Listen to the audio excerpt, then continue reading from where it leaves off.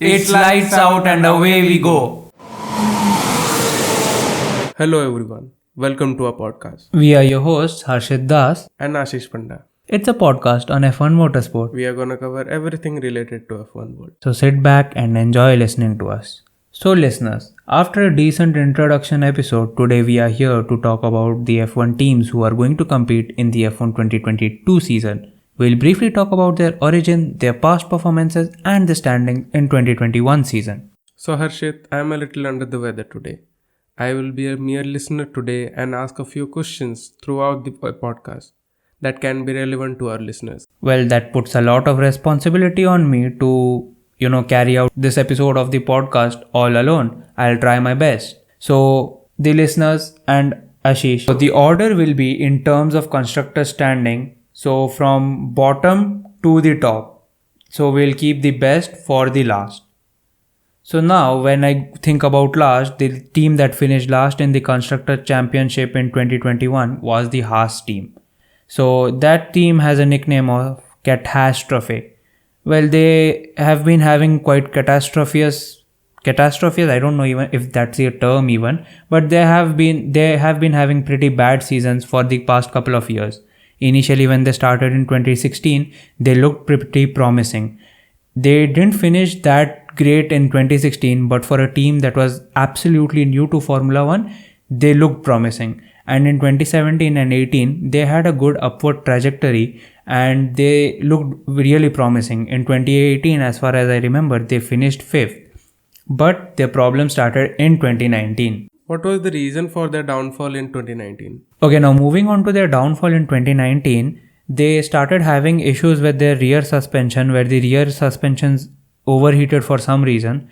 And I'm sure, Ashish, that you know about the Ferrari engine in 2019 where, in the second half of the season, they had a downfall. Yeah, I remember about that. Yeah, so Haas was a customer team of Ferrari and they used Ferrari engines. So that downfall of the Ferrari engine affected Haas also, and that's why they kept performing poorly. And in 2020 also, as far as I remember, Ferrari finished 7th, and so nothing could be expected from this customer team. And in 2021, they purposely decided to stay last.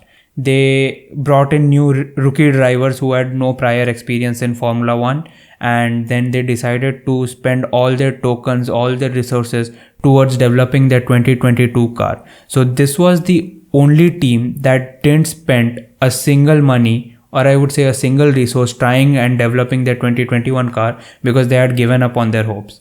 And why did they do this? Like, if our listeners that you guys want to know, is because 2022 is basically a new era in Formula 1 with major regulation changes. So they decided to focus on 2022 season in the hopes that they might be able to surpass their current rivals, that is Williams and Alfa Romeo. But isn't that a very big gamble? Well, it's a very big gamble, but as we know, the 2022 regulations could do anything. Major regulations, if we go back in the past, let's say 2014, Mercedes was a mediocre team in 2012-13. But with 2014, a major regulation change, introduction of new engines, Mercedes has been reigning since then. So I think this is the right step, but don't expect anything miraculous or expect them finishing 5th or 4th in the constructors. What I expect from them is them finishing at least ahead of their two contenders right now, that is Williams and Alfa Romeo. That's the best case scenario, I think. Well, what's our next team, Harshit? Okay, now moving on to the next team, Alfa Romeo.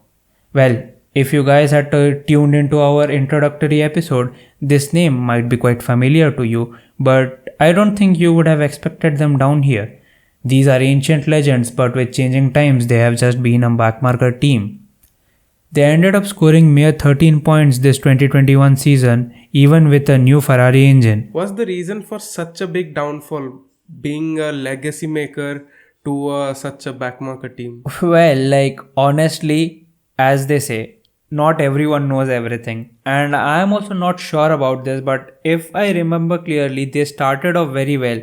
And this was with the beginning of Formula 1. They started well, but the name Alfa Romeo, it like after a couple of seasons, it was no longer there. So this team has gone through a ton of transitions. At a point it was known as BMW Sauber team. So Sauber, I think, is the team that has been in the sport, I think, since 2006 and all. And when they came back, like the Alfa Romeo naming came back, I think it was back in 2017 or 18, they came back with the Alfa Romeo name. And this one kind of acted as, let's say, a way for Ferrari to bring in their junior drivers from the lower series and give them a trial and experience of Formula 1. So that's one thing that's kept them low, and their budget issues and all of those factors have led this team to be where it is now. And yeah, that's what it is. What's your say about their drivers? Well, about the drivers, in 2021 season they had Kimi Raikkonen, who retired as the most experienced driver on the grid. He was 42 years. So yeah, he has been in the sport for quite a long time, and he joined Alfa Romeo in 2018. And Antonio Giovinazzi, he joined the sport, I think, in 2019. He, along with Kimi, they both joined the team in 2019, and till 2021 they had the same driver lineup. What I personally feel is that Giovinazzi really didn't push the car to its limit, and so with Kimi. Don't get me wrong, Kimi is really a very good driver. He has won world champions, but I think the age factor, or let's say he wasn't really able to push the car to its limit, where Alfa Romeo could have expected a bit better results. But I had also heard that their crew made a lot of strategic errors. What can we say? The strategy errors, along with the driver not being able to push as hard as they should, that got them into this situation. But 2022, as we say, a new era in Formula 1, anything can happen. They are using Ferrari engines, and Ferrari look promising for the 2022 season. So I hope they'll, with new drivers, they have a very new experienced driver in terms of Valtteri, and a rookie, Guan Yu Zhou, who brings in the finance. So I think both these combined, we should see Alfa stepping up its game a bit. I have the trust in Valtteri to push the car to its limit. So I hope to see Alfa Romeo compete a bit better and be in a better position next year. So let's get on to our next team, that's Williams. Yes, you are right, Ashish. Williams is the next team. Williams. This was a team once to beat, with some of the most legendary drivers having driven for this team. The position in this constructors is not really expected. They finished 8th, but still it's better for them compared to their previous seasons where they finished last. So how did they finish above Alfa and Haas this year? Well, I think a majority of the credit I would give to their star driver, that is George Russell. I mean, I agree he was able to push the car to its limit, but I'm pretty sure that Russell got a bit lucky this time. As a matter of fact, not only Russell, but also the team got lucky twice this year that helped them score 23 points and one podium finish. This is a team which is 8th in the Constructors' Champion. So 8th team finishing on the podium is a bit surprising, but then luck was on their side. They managed to score a podium finish, 23 points, and they managed to finish ahead of Haas and Alfa Romeo, and I think they are set for a pretty good upward trajectory from 2022. I have heard that they bid farewell to their star driver this year. How do you think that's gonna turn out for them in 2022? Yeah, they surely did bid farewell to their star driver, but they brought in Alex Albon, who I think is a pretty capable driver. And remember, they have finished 8th in the Constructors' Champions this year, and so I think they'll also get a financial boost that they can definitely spend towards developing their 2022 car.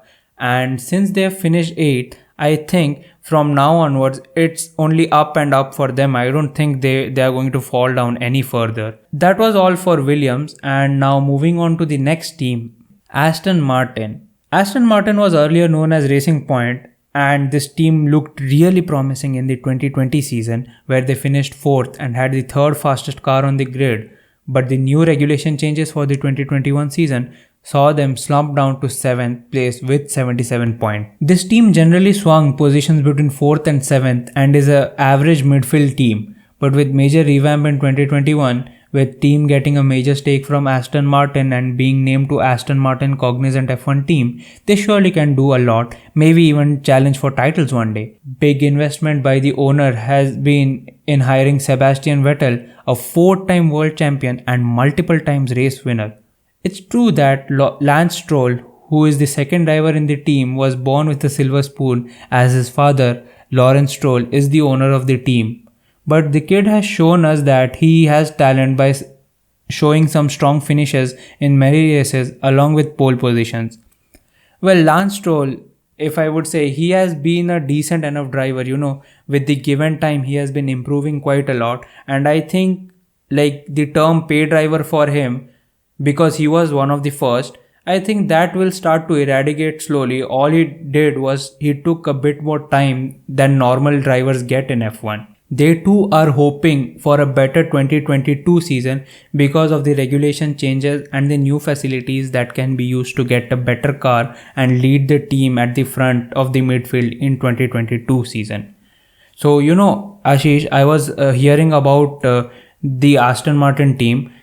If you remember, in 2020, they were accused of copying the 2019 championship winning Mercedes car. Yes, I had heard about that. Yeah, so I think their technical director, they said that it was their way of, trying to get the fine details from the Mercedes right, and they called it as a process of learning for themselves. So I am really excited to see if their technical team has actually learned anything, because if we were to look 2022 and 2021 season, they have been pretty similar for the regulations. So we could say that 2022 will be the first season when the technical team that they say have learnt a lot from, copying the Mercedes style and all, will actually get to put their plan onto paper and truly make a car of their own. So I'm really excited to see where this team finishes in 2022 season. That's a good point, because some speculations were there that they were trying to keep their resources till 2023 so that the new car that will come in 2022 of Mercedes, they can copy according to that and make a new car for themselves. Yeah, like now, since you have also talked about them copying Mercedes again, I think FIA will be pretty strict this time, given that, everyone wants a fair share at the title, and I don't think they will be allowed. So let's just hope that they have learnt a lot from their copying style and they do deliver in 2022. True. So Harshit, let's start with our sister team of Red Bull. Yeah, the next team on this list is Alfa Tauri. This team happens to be the sister team of Red Bull that was established in 2006. This team basically acts as a testing ground for Red Bull's drivers that have come from their junior series. This team was known as Toro Rosso until 2019, before they changed it to Alfa Tauri in 2020. Sebastian Vettel gave validity to this approach of Red Bull by having a sister team and giving their rookie drivers a good trial run in F1 by delivering a win for them in 2008 before going to enjoy 4 world titles with the main team Red Bull from 2010 to 2013. With the ever improving Pierre Gasly scoring a podium in Azerbaijan and points in almost every race he finished, rookie teammate Yuki Tsunoda took time to find his feet but secured an excellent 4th in season finale. Overall, they scored 142 points and finished 6th in the constructors. They were formed from the ashes of the Minardi team. Today, the ethos of nurturing talent still holds true, though the Italian squad are no longer a simply B team but a constructor in their own right. That's a true fact, and I have great hopes from Alfa Tauri because of their phenomenal talented racers. Now the next team is Alpine F1 team. 5th in 2020 with 3 podiums had felt like a step forward for the Renault, now known as Alpine team. Coming into 2021, the team had lost their star driver Daniel Ricciardo but replaced him with Fernando Alonso. The team had also rebranded from Renault to sports marquee brand Alpine. A striking new livery formed part of the rebrand. Alpine also had used their development tokens at the back of the car looking for rear stability. Alpine are now the only team using their own Renault engines, which is generally viewed as one of the weakest in the turbo hybrid era. But doesn't that affect them in terms of valuable race data or testing data? Yeah, I think if we look at from that point, it is a disadvantage given that they are the only ones running the engine. In terms of Mercedes and Ferrari, they have their customer teams which do definitely help them by running, but I don't think they get a lot of stats out of that. So I think overall we could say that it's a neutral for them. And given that they don't have to worry about supplying engines to their customer teams, they can purely just focus on themselves. Okay, now moving on to the drivers. The win for Ocon clearly stands out, but it was a product of circumstances. The high point of Hungary was Alonso's defensive driving against Hamilton. The cheering at the track for every lap he managed to defend was deafening. It won Alonso and Alpine a lot of fans around the world. Alonso's podium in Qatar is the real high point because so many people wanted to see him back on the podium, old and new fans alike. Alpine also managed a viral success towards the end of the season. Alonso and the team started talking about their L plan, which went viral on social media. They ended the season scoring 155 points and finished 5th in the constructors. In 2022, as a manufacturer-funded team, Renault would be expecting that Alpine will be challenging at the front of the midfield at least. Well, that should be the aim anyways. Using their 100-race L plan to get themselves back in the front, it will require quite a lot of effort to achieve this through. The engine still remains the weakest on the grid following Ferrari's improvements. A well-funded team that does not know the reasons behind its car performance is unlikely to find the innovative solution in the new regulations. Having Alonso as a driver does mean that there is always the chance of magic happening in the given circumstances. Talking about Alonso, I think Alonso will be a big factor in pushing the Alpine team forward like he did to the 2012 Ferrari as far as I remember. Now moving on to the next team, that is McLaren. This happens to be one of the teams with a very vast history and some of the most remarkable drivers to have raced for this team. In the beginning of the hybrid era, they didn't look stable at all and they finished as low as 9th in the constructors standings. But from 2018 they have been on the upward run, and in 2021 they had their first win and the only team to have finished a 1-2 in 2021 in Monza, their biggest high point in the whole season. This win of theirs came after 8 years and 291 days. Can you believe for a team, a legendary team, this long spell of dry run? 2021 was a close one for them, fighting with Ferraris for the third place. Initially they had a strong start to the season, but by the end the consistency of the Ferrari drivers paid off and McLaren finished 4th with 275 points. Pain. Lando Norris gave a good fight throughout the season with 4 podium finishes, but Daniel Ricciardo took time to get used to his new car and had only 1 podium finish, and that was the win in Monza. And I personally would say I didn't expect such a, let's say, not so good performance from him, and I hope he'll be able to adjust to the 2022 car much more easily. They are hoping for a better and a phenomenal 2022 season, being financially sound with multiple star-studded sponsorship deals and with the new Mercedes powertrain that will give them the extra push. Now it all boils down to this, the top 3, that is Ferrari, Red Bull and Mercedes. I'll start with Ferrari.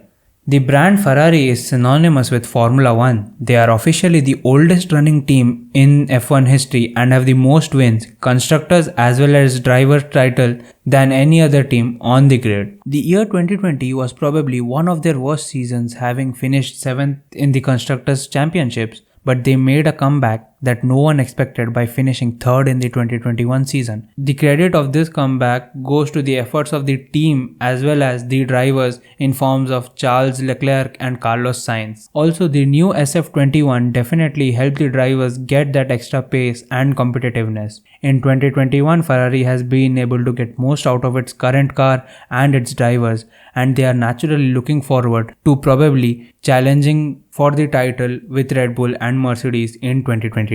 Now, Red Bull, once known as Formula One's party team, this was the year that Red Bull got very serious indeed about delivering on their full potential. In the past seasons, the team has been handicapped by early engine power and reliability issues and by the weaknesses of Max Verstappen's junior teammate. With a laser focus on really challenging Mercedes for both championships, they have been taking steps in all fronts. Having replaced long-time engine partners Renault with Honda in 2019, this time they took the unprecedented step of looking outside the Red Bull Junior Driver program by recruiting Sergio Perez to work alongside Verstappen. They scored 585.5 points and finished second in the 2021 season. Red Bull performed really well throughout the season, especially because of their talented star driver Max Verstappen and the support provided by Sergio Perez. And I would say, although they did finish second, Perez did play a very crucial role in helping Max Verstappen win the 2021 season championship. 2022 season can be unpredictable, but Red Bull going all in on their technical side as Adrian Newey on board to handle the car design and overall technical direction. But taking over the power unit side, things from Honda also means that they have greater involvement and growing knowledge in that area as well, which could finally put them on equal footing with Mercedes as a manufacturer. If they can pull it off, Red Bull shouldn't be among those teams making any costly missteps in 2022. And in terms of drivers, newly crowned champion Max Verstappen will be undoubted force to be reckoned with. Sergio Perez should also be off to a quicker, smoother start to the new season as well. Well, Mercedes. They have been undefeated since the beginning of the turbo hybrid era, taking every constructor's title since 2014 till 2021. Their drivers taking the drivers' championship 7 out of the 8 times. I think in those 7 times, 6 was taken by Lewis Hamilton and 1 by Nico Rosberg. The year 2020 was probably their strongest season, with Mercedes building a dominant car which went on to break quite a few lap records in the hand of Sir Lewis Hamilton. The team generated huge excitement with the sensational return of Michael Schumacher. But headlines soon followed on track. 3 podiums in their debut season, all via Nico Rosberg, who then claimed a breakthrough pole victory double at China in 2012. The following season, he was paired with Lewis Hamilton, the duo going on to stage some epic battles as the Silver Arrows swept all before them to become one of the most dominant forces in the modern F1 era. And with Hamilton partnered by steely Finnish Valtteri Bottas since 2017, Mercedes remained very much the team to beat. They scored 613.5 points in 2021, winning the Constructors. In 2022, with the arrival of George Russell and the new car changes, it will be a delight to see the unpredictability. So we hope that you all had an amazing time knowing all the teams and their track records. Tune in to our next episode to know about all the drivers. Meet you in the next one.